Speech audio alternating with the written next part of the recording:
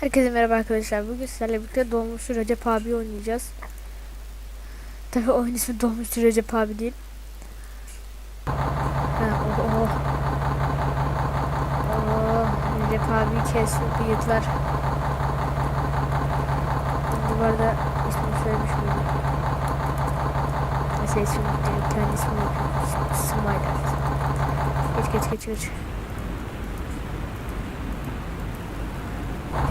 Evet, Dolmuşçu Recep abi. Dolmuşçu Recep abi. Dolmuşçu Recep abi. Dolmuşçu Recep abi. Hiç ayakta yok anne Neci'yi. Arkada da kimse yok. Necep diyor ayakta değil. Gelin bakayım bu. Allah. Ayakta uygulamayacaktır bu. Bu araba bir tane mi koltuk var? İki şimdi. Ayakta koltuk da yok. Ana ben şimdi dur. Başlarım ben böyle. İşin içine ben bir daha bulmuşluk yapmasın ama polis geliyor arkadan sanki benim götümden gitmeye geliyor. Bizi de alayım. Dur polis var orada.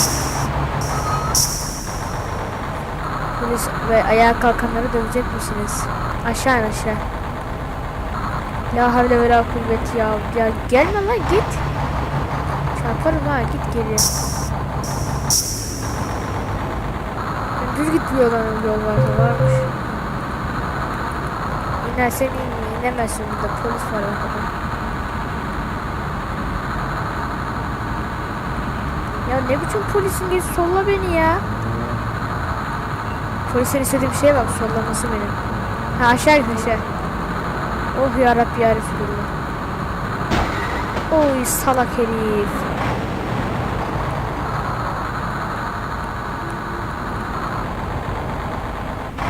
Bir dahaki durağa gittiğimizde yine geliyordu az kalsın polisin oraya. Tamam ben koçum.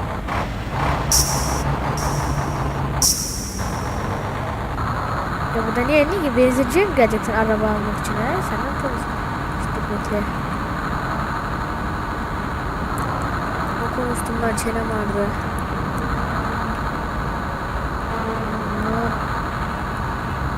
Havalı konuda falan taktıramıyor muyum ya? Ay dur tamam.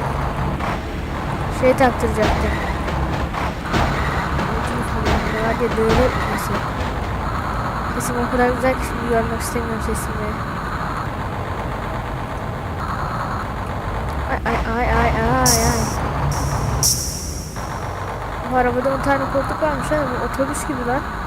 24 koltuk olacak lan bunda. Buna biraz modifiye yapaydın ya. Şuna bak. Bundan in.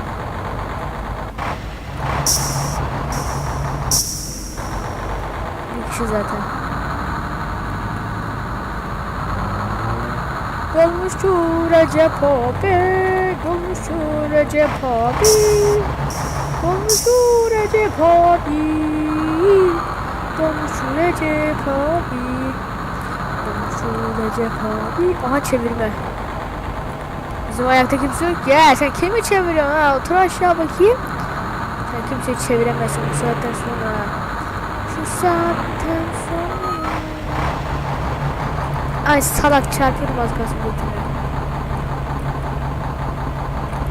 Dur. Ama var ya ben şimdi küfür edeceğim ha. Görmüyor musun? Geri vitese takmış adam geliyor demiyor mu hiç? Ay çıkmıyorum lan. Lanetli yolcu onlar. İnemezsin lan. İndirmiyorum ben beni.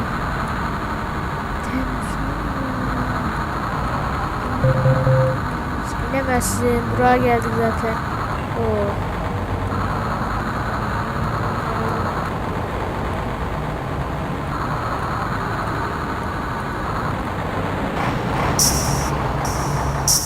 Bu kaç koltuklu anasını satayım.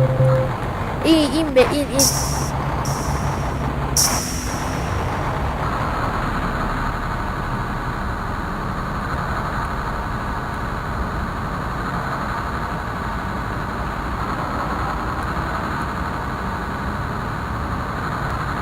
Gök diyor galiba.